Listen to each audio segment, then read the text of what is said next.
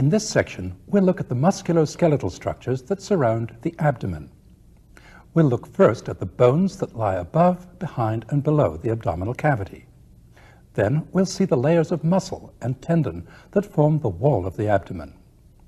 After that, we'll take a detailed look at the lowest part of the abdominal wall, the inguinal region. Lastly, we'll look at the principal blood vessels and nerves of the region. We'll look at the abdomen in this tape as a container, as we did with the thorax. We'll look at what it contains in Volume 5 of this atlas.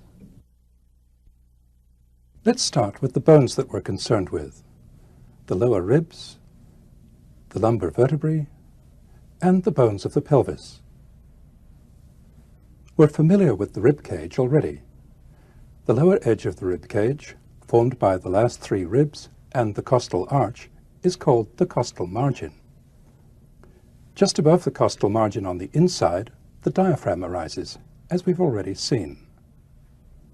The diaphragm forms the upper limit of the abdominal cavity. Because of the shape of the diaphragm, the upper part of the abdominal cavity extends a long way above the costal margin. The rib cage is also a major site of attachment for abdominal wall muscles, as we began to see in the last section. The lumbar vertebrae provide the foundation for the posterior part of the abdominal wall. The massive bodies of the vertebrae project forward into the abdominal cavity. Next, we'll take a further look at the bones of the pelvis. For a start, we need to understand something about the word pelvis. The pelvis is commonly used as the short name for two different things: the bony pelvis and the pelvic cavity. This is the bony pelvis, consisting of the sacrum and the two hip bones. This is the pelvic cavity. It's the deep and narrow space that's enclosed by the sacrum, the lower parts of the hip bones, and by ligaments and muscles that we'll see in the next section. The pelvic cavity is continuous with the abdominal cavity here, at the pelvic brim, which we'll return to in a minute.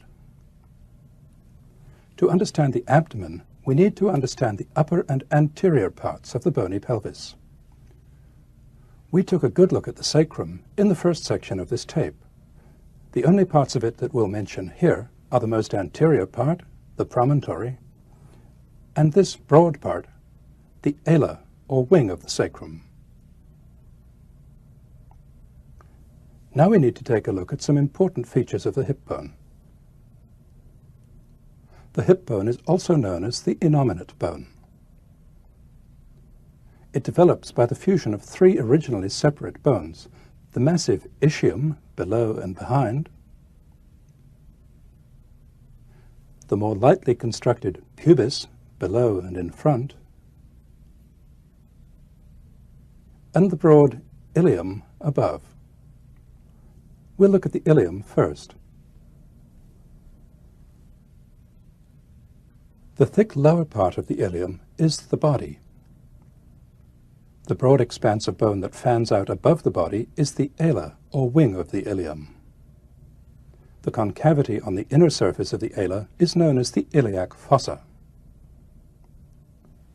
This roughened area, the auricular surface, articulates with the sacrum, forming the sacroiliac joint. The broad roughened edge of the ala of the ilium is the iliac crest. The iliac crest ends behind at the posterior superior iliac spine. It ends in front at this important projection, the anterior superior iliac spine. The iliac crest lies close to the surface all the way along its length. The anterior superior iliac spine is here. Next, we'll look at the pubis. This is the superior pubic ramus. This is the body of the pubis, and this is the ischiopubic ramus. This thick ridge is the pubic crest, which ends at this prominence, the pubic tubercle. Lateral to the tubercle, the superior ramus of the pubis has a sharp upper border called the pecten. The two hip bones are held together in front by a cartilaginous joint, the pubic symphysis. The front of the pubic symphysis is here.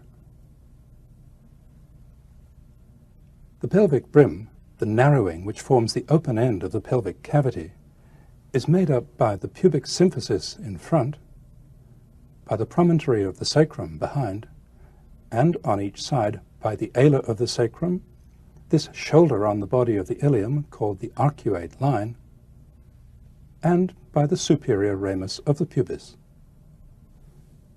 The parts of the bony pelvis that lie below the pelvic brim, the ischium and the ischiopubic ramus, don't concern us at present. We'll look at them in the next section. As we've looked at the features of the bony pelvis, we've been seeing them in the position they're in when we're standing upright. It's useful to keep in mind certain basic planes and angles. In the normal standing position, the anterior superior iliac spines and the front of the pubic symphysis are in the same vertical plane when seen from the side. The plane of the pelvic brim is tilted at about 60 degrees to the horizontal. The pelvic surface of the sacrum slopes at 30 degrees to the horizontal. The pubic symphysis is tilted at almost the same angle. It's also useful to keep in mind the distance between the costal margin above and the pelvis below, and the way that distance changes from the front to the side. In front, it's a long way from the xiphoid process down to the pubic symphysis. But at the side, the costal margin and the iliac crest are only this far apart. Now let's review what we've seen of the bones of the abdominal region.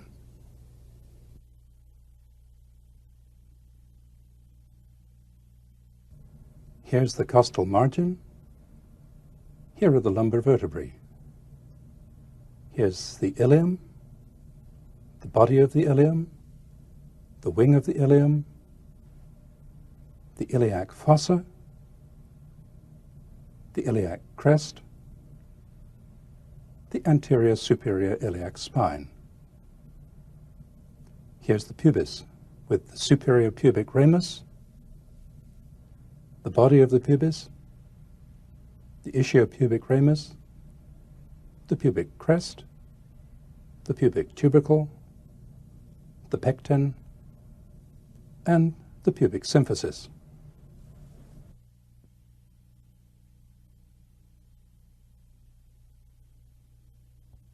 Before we look at the muscles, there's one important structure that we need to add to the picture, the inguinal ligament. Here's the inguinal ligament. It's a strong band of tendinous tissue that goes from the anterior superior iliac spine to the pubic tubercle. There's a gap between the inguinal ligament and the underlying bone. Through this gap, some important structures pass from the abdomen to the thigh, including the femoral vein, artery, and nerve medially, and the belly of the psoas and iliacus muscles laterally.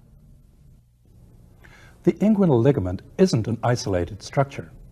As we'll see, it's the lowest part of the external oblique aponeurosis, which is the outermost of the muscular and tendinous layers of the anterior abdominal wall. Now, we'll move on to look at the muscles that make up the wall that surrounds the abdominal cavity. We'll begin with the muscles which, along with the vertebral column and the diaphragm, form the posterior part of the abdominal wall. We'll look at the erector spinae muscles and their surrounding fascia, then at quadratus lumborum, then at psoas major and iliacus. We're looking from behind. Here's the iliac crest, here's the 12th rib, here's the midline. Here are the muscles known collectively as the erector spinae. We looked at them in the first section of this tape. They arise from the sacrum and from this part of the iliac crest. They're inserted on the thoracic vertebrae and on the backs of the ribs.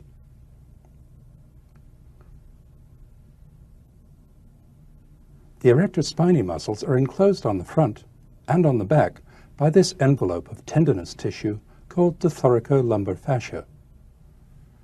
The layer on the back of the erector spinae arises from the spinous processes. The layer on the front arises from the transverse processes. The two layers of thoracolumbar fascia fuse into one thick layer along the border of erector spinae. The thoracolumbar fascia is an important attachment for muscles of the abdominal wall, as we'll see shortly.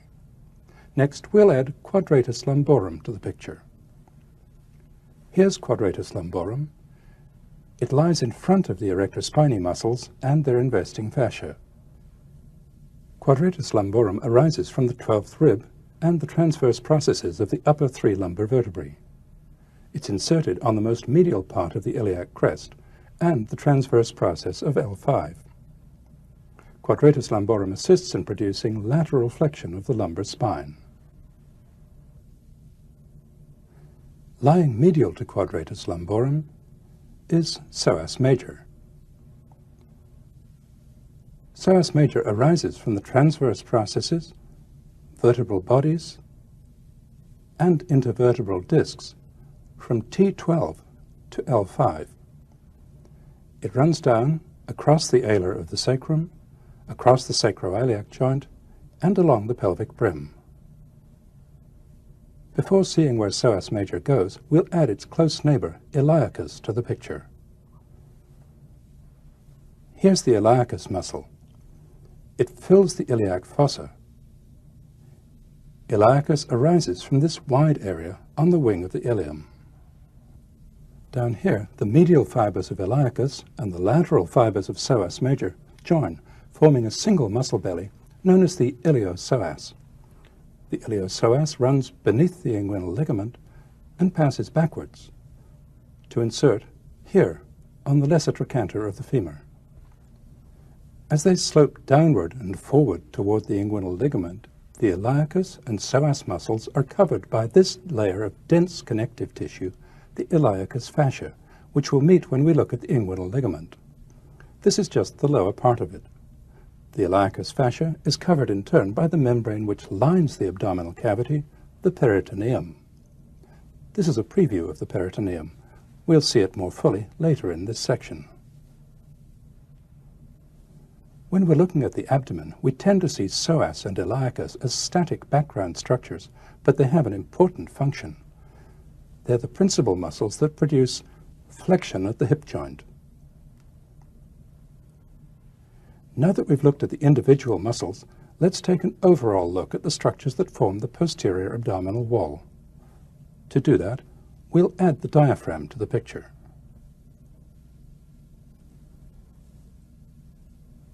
The steeply rising diaphragm forms the highest part of the abdominal wall, not only at the back, but all around.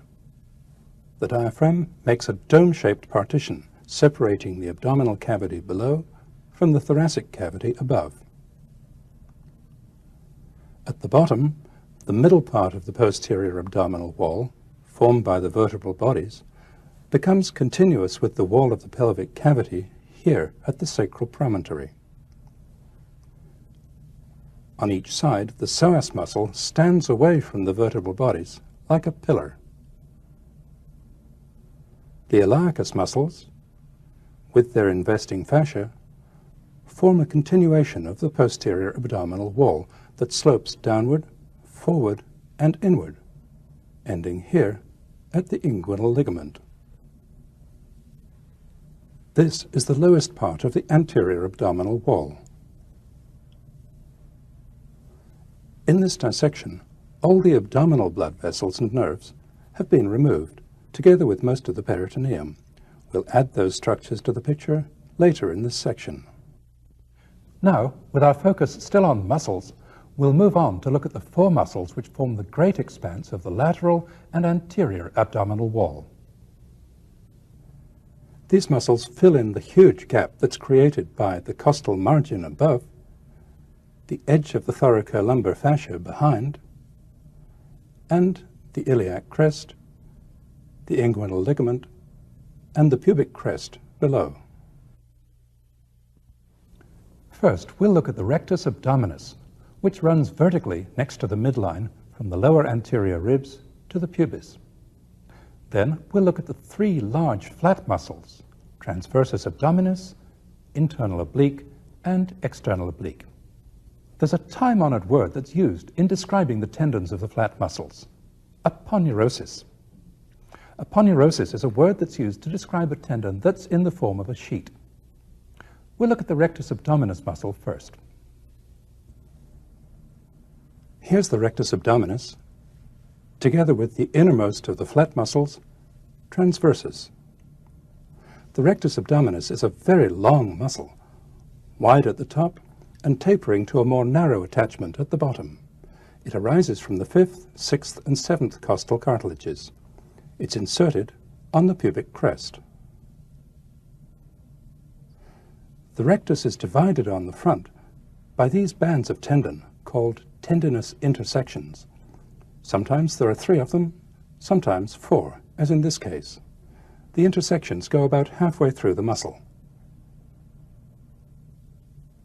The action of the rectus muscles is to produce flexion of the lumbar spine.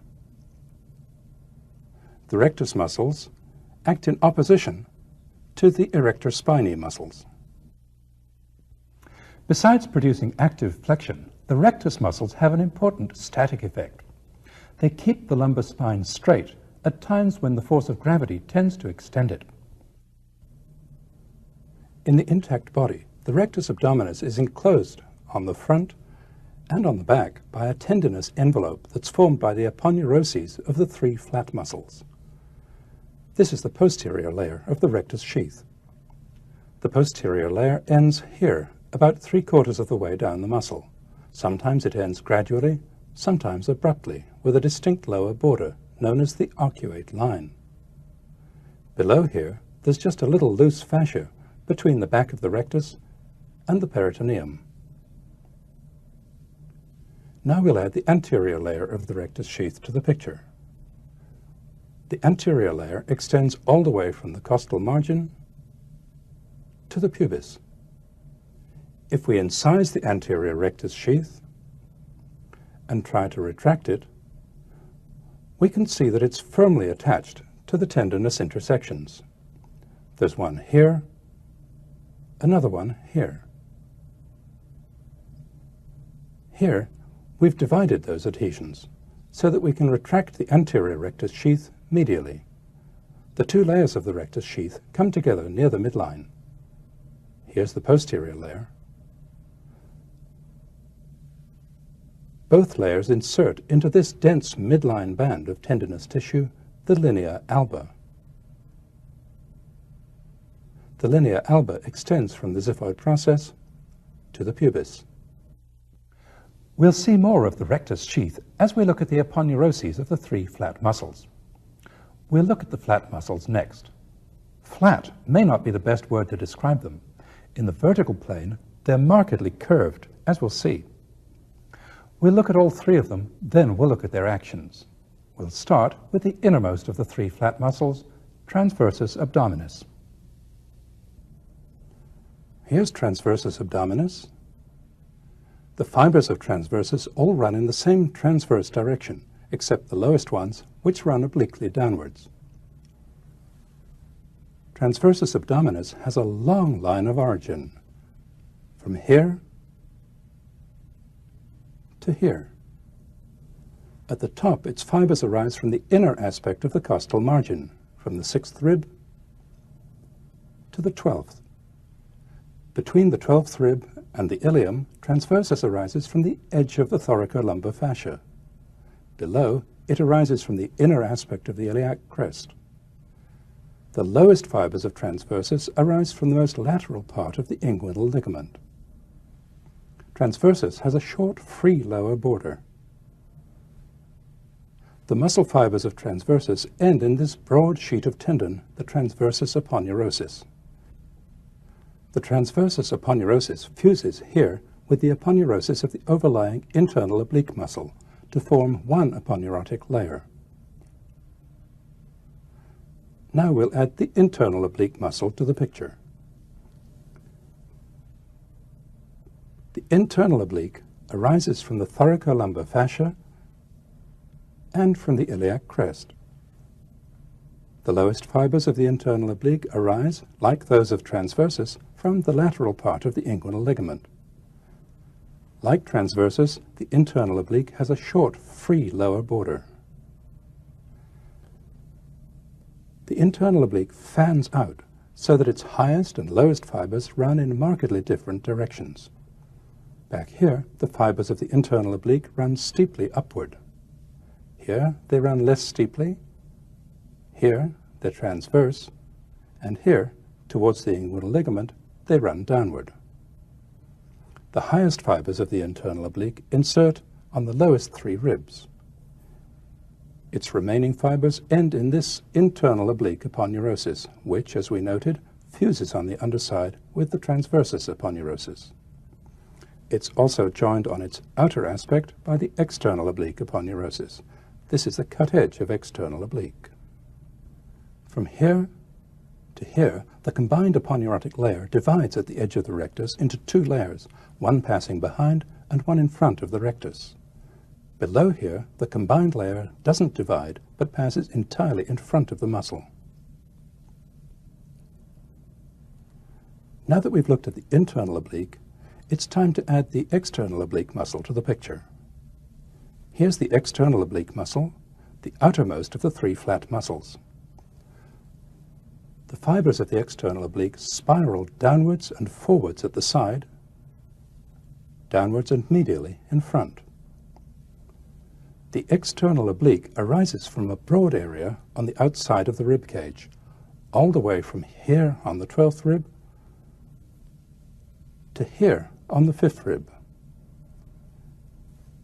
The zigzag line of origin of the external oblique fits in with the line of origin of serratus anterior. Though it's all one continuous muscle, we'll look at the external oblique in two parts, a posterior part that arises from the 12th to the 10th ribs, and an anterior part that arises from the 9th to the 6th rib. The anterior part of the external oblique ends in this external oblique aponeurosis. This fuses with the combined aponeuroses of the other two flat muscles to form the anterior rectus sheath. The external oblique aponeurosis has a long, free lower border between the anterior superior iliac spine and the pubic tubercle. As we've seen already, this free lower border is the inguinal ligament, which we'll see in detail shortly. The part of the external oblique that arises from the 10th to the 12th ribs remains fleshy from its origin to its insertion. It inserts along the outer edge of the anterior half of the iliac crest. Here, at the back, the external oblique has a short free border between the 12th rib and the iliac crest. Now that we've looked at all three of the flat muscles, we'll look at their actions. When the three flat muscles on both sides contract together, as they usually do, they raise the pressure inside the abdominal cavity. When our airway is open, the rise in intra-abdominal pressure pushes the diaphragm upwards, causing air to leave the lungs, as we saw in the last section. When we hold our breath by closing our larynx, the flat muscles provide the pressure that's needed to expel the contents of either the rectum, the bladder, or the uterus through their respective openings. When the oblique muscles contract individually, they also play a part in producing lateral flexion of the lumbar spine and rotation of the thoracic spine. Now that we've looked at all the muscles that form the walls of the abdominal cavity, we'll take a look inside the cavity itself. To do that, we'll look at a dissection in which the abdominal organs and the left half of the anterior abdominal wall have been removed. Here's the serous membrane that lines the abdominal cavity, the parietal peritoneum. We'll see it in more detail in Volume 5. Beneath the peritoneum, there's a continuous layer of loose connective tissue. Here, as we've seen, it's called the iliacus fascia. Here, on the inside of the anterior abdominal wall, it's called the transversalis fascia. Now we'll move on to look at the inguinal region. An important feature that we'll see is a structure that passes obliquely through the abdominal wall, just above the inguinal ligament. In the female, the structure is the round ligament of the uterus.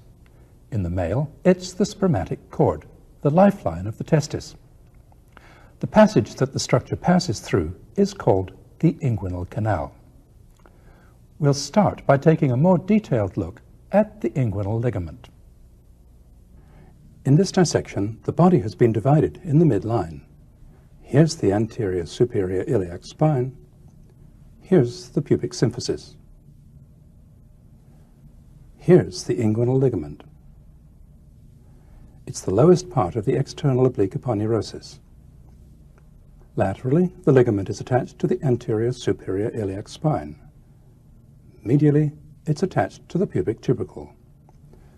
The cut edge here was created by dividing the external oblique aponeurosis along this line. The edge of the inguinal ligament can't be seen from the outside because the fascia lata, the investing deep fascia of the thigh, is attached to the ligament along here. To see the edge of the ligament, we'll go round to the inside. Here's the edge of the ligament. The iliacus fascia, which has been removed in this dissection, comes down over the iliopsoas and is attached to the ligament along here. The lowest fibers of the inguinal ligament curl around to form this triangular extension, the lacunar ligament. The lacunar ligament runs backwards and a little upwards to insert on the sharp upper edge of the superior pubic ramus, the pecten. The lateral part of the inguinal ligament gives rise to the lowest fibers of the transversus and internal oblique muscles. Here's transversus. Its lowest fibers arise from about the lateral 1/4 of the inguinal ligament. Now we'll add the internal oblique to the picture. Here it is. The lowest fibers of the internal oblique arise from the lateral 1/3 of the inguinal ligament. The tendinous fibers of these two muscles arch over and unite to form this flat tendon, the conjoint tendon. The conjoint tendon is attached to the pubic crest and also behind to the pecten. Now we'll bring this lowest part of the external oblique aponeurosis up to its natural position and add the rest of the aponeurosis to the picture. Here it is. There's an opening in the external oblique aponeurosis, the superficial inguinal ring. Through this, the spermatic cord, or the round ligament, passes, as we'll see shortly. The fibers below and above the opening are called the inferior crus and the superior crus of the superficial inguinal ring. They're attached to the pubic tubercle and the pubic crest, respectively. The inguinal canal passes through the superficial inguinal ring, then beneath the free borders of the internal oblique muscle and the transversus abdominis muscle. To see where the inguinal canal begins, we'll go round to the inside. It begins at this arch beneath the lower border of transversus, which is called the deep inguinal ring. Now we'll look at the spermatic cord. In the developing embryo, the migrating testis pushes its way through the abdominal wall and into the scrotum, creating the inguinal canal as it does so. The testis drags behind itself its own blood vessels and the vas deferens, and it carries along as a covering a little of each layer that it goes through. To see the result, we'll look at a dissection in which the spermatic cord has been kept intact. Here's the spermatic cord with its outer layers removed. To see the structures that run inside the cord, we'll go round to a rear view again. The deep inguinal ring is here, hidden by the transversalis fascia. The iliacus fascia has been removed. The structures that pass through the deep inguinal ring and into the spermatic cord are the blood vessels to the testis, the testicular artery and vein, and the vas deferens, which passes over the pelvic brim and into the pelvis. Emerging from beneath transversus, the vas deferens and the blood vessels are surrounded by this coating of internal spermatic fascia. Now we'll add the internal oblique muscle.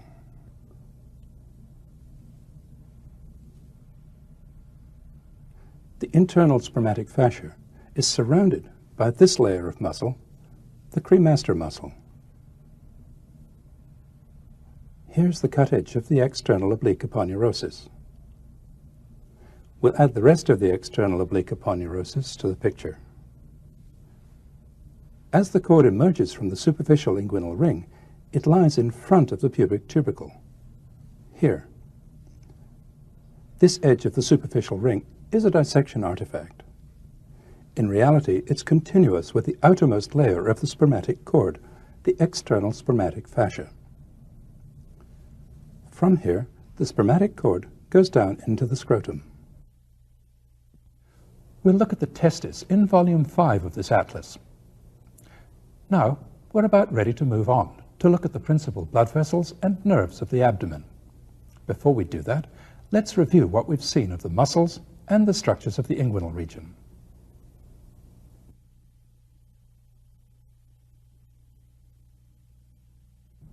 Here's the thoracolumbar fascia, quadratus lumborum, psoas major, and iliacus. Here's rectus abdominis, the tendinous intersections, the posterior rectus sheath, the arcuate line, the anterior rectus sheath.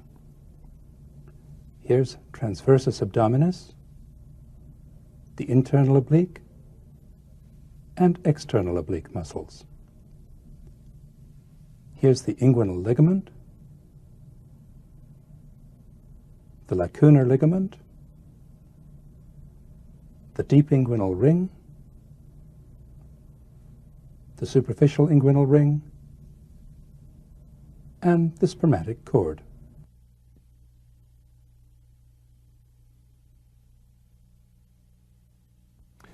Now we'll move on to look at the blood vessels of the abdominal region. First the arteries, then the veins.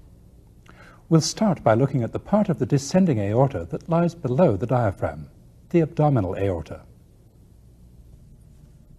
Here's the posterior abdominal wall, with the arteries in place and the veins removed. Here's the abdominal aorta. It enters the abdomen by passing through the aortic opening in the diaphragm at the level of the 12th thoracic vertebra. The aorta runs down on the front of the lumbovertebral bodies, just to the left of the midline. It ends by dividing at the level of L4 into the right and left common iliac arteries. The point where it divides is called the aortic bifurcation. In looking at the branches of the abdominal aorta, we'll begin with the three which arise in the midline and supply the gastrointestinal organs. Then we'll look at the branches that arise in pairs. The three midline branches are the celiac trunk, the superior mesenteric, and the inferior mesenteric.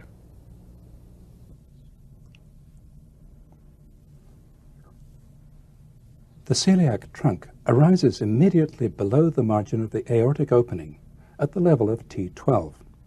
It divides into three branches: the common hepatic, the left gastric, and the splenic. Between them, these supply the liver, stomach, duodenum, pancreas, and spleen. The superior mesenteric artery arises at the level of L1. Its branches supply the small intestine and much of the large intestine. The inferior mesenteric artery arises at the level of L3. Its branches supply the distal part of the large intestine. Of the branches of the aorta that arise in pairs, much the largest are the right and left renal arteries, which supply the kidneys. They arise just below the level of the superior mesenteric artery. Arising at about L2 are, in the female, the ovarian, and in the male, the testicular arteries, which run downward and laterally over the psoas muscle. 4 pairs of lumbar arteries arise from the back of the aorta. Here are the lower 2. They pass behind psoas major, where they branch to supply the back, the spine, and the abdominal wall. Lastly, here's the median sacral artery, which arises from the back of the aorta, just above the bifurcation, and passes down into the pelvis. Next, we'll look at the common iliac arteries and at their branches. On each side, the common iliac divides into the internal and external iliac arteries. The common iliac artery runs close to the medial border of psoas major. It divides here at the pelvic brim. Here's the external iliac artery. Here's the internal. We'll look at the internal iliac in the next section. The external iliac artery is the main artery to the lower extremity. It runs along the pelvic brim just medial to psoas major and passes beneath the inguinal ligament. Below the inguinal ligament, the artery goes by a different name, the femoral artery. Just before passing beneath the ligament, the external iliac gives off 2 branches, the deep circumflex iliac laterally and the inferior epigastric medially. The inferior epigastric supplies the lower part of the abdominal wall. We'll see where it goes in a minute. But first, we'll add the principal veins of the abdominal region to the picture. We'll start down at the inguinal ligament. Here's the femoral vein, lying medial to the femoral artery as it passes beneath the inguinal ligament. Above the ligament, it's called the external iliac vein. The external iliac is joined by the internal iliac to form the common iliac vein. The 2 common iliacs join just to the right of the aortic bifurcation to form the inferior vena cava. The right common iliac artery passes in front of the left common iliac vein. The inferior vena cava runs just to the right of the midline. It lies on the vertebral bodies from L4 to T12, then on the left crus of the diaphragm. It passes through the diaphragm here to enter the right atrium, as we saw in the last section. The 2 large renal veins join the inferior vena cava at the level of L2. This is the left testicular vein. The right one has been removed. There aren't any veins that directly correspond to the celiac trunk and the mesenteric arteries. The blood that goes out through those arteries comes back to the liver by way of the portal vein, as we'll see in volume 5 of this atlas.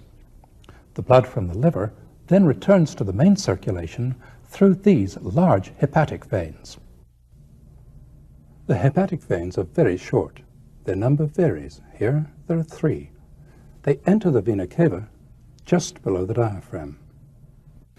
Next we'll look briefly at the main blood vessels of the anterior abdominal wall, the superior epigastric and inferior epigastric. We've seen that the inferior epigastric artery arises from the external iliac. The superior epigastric artery is the continuation of the internal thoracic. We saw it in the last section. In this dissection, the peritoneum and fascia on the inside of the lower part of the anterior abdominal wall have been removed. Here are the external iliac vessels. Here are the inferior epigastric artery and vein. They pass upward and medially and run up the back of the rectus abdominis muscle. They enter the rectus sheath by passing in front of the arcuate line. The superior epigastrics also lie behind the rectus abdominis. To see them, we've removed the upper part of the posterior rectus sheath. Here's the superior epigastric artery, emerging from behind the costal margin and passing down onto the back of the rectus. Its branches are anastomose with those of the inferior epigastric within the rectus muscle. Now we'll move on to look briefly at the principal nerves of the abdominal region. First, we'll see the nerves that provide the motor and sensory supply to the lateral and anterior abdominal wall. These nerves are continuations of the lower intercostal nerves from T7 downwards. Here are 4 of them. They emerge beneath the costal margin. Here's the 11th rib. Here's the start of the costal arch. the nerves run obliquely downwards and forwards in the plane between the transversus abdominis and internal oblique muscles. The external oblique has largely been removed in this dissection. Next, we'll look at the nerves of the posterior abdominal wall. Most of these are derived from the lumbar plexus, a complex joining and rebranching of the anterior primary rami from the 12th thoracic to the 5th lumbar segment. The lumbar plexus lies behind and within the psoas major muscle. The nerves that arise from the lumbar plexus emerge from beneath psoas major or through it. Here are the subcostal nerve, which comes from T12, the iliohypogastric and ilioinguinal nerves, the lateral cutaneous nerve of the thigh, and the genitofemoral nerve. Between them, these provide sensation to the inguinal region and to the anterior part of the upper thigh. Here are two major nerves of the lower extremity, the femoral nerve emerging lateral to psoas major, and the obturator nerve emerging medial to it. The femoral nerve runs alongside psoas major and passes beneath the inguinal ligament just lateral to the femoral artery. The obturator nerve runs just below the pelvic brim and enters the obturator canal. The femoral and obturator nerves are shown in more detail in Volume 2 of this atlas. Lastly, we'll look at the principal autonomic nerves of the abdomen, the vagus nerves, the sympathetic trunks, and the aortic plexus. Here's the aortic bifurcation. Here's the upper part of psoas major. Here's the right crus of the diaphragm. Here's the sympathetic trunk emerging through the edge of the diaphragm and running close to the vertebral bodies down toward the pelvis. Again, here's the right crus of the diaphragm. Here are the divided celiac trunk and superior mesenteric artery. This is a large sympathetic ganglion. It's connected to this smaller one and to several others that have been removed in this dissection. Together, they form the aortic plexus, which distributes sympathetic innervation to most of the abdominal viscera. To see the vagus nerves as they enter the abdominal cavity, we'll look at a dissection in which the stomach has been left intact. This is the stomach. Here's the esophagus. It comes through the diaphragm here. Here are two branches of the right vagus nerve, also passing through the esophageal hiatus. The branches of the left vagus are out of sight, round here. The vagus nerves break up into many smaller branches, which provide the parasympathetic supply to the stomach, the small and large intestines, and other abdominal organs. Now let's review what we've seen of the blood vessels and nerves of the abdominal region.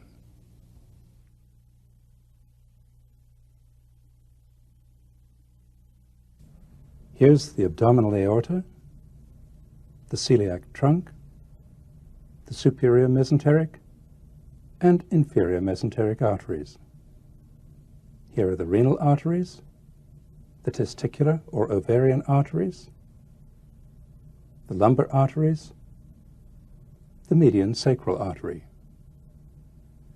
Here's the common iliac, internal iliac, external iliac, and femoral artery, the deep circumflex iliac, and inferior epigastric arteries, the inferior vena cava, and the hepatic veins.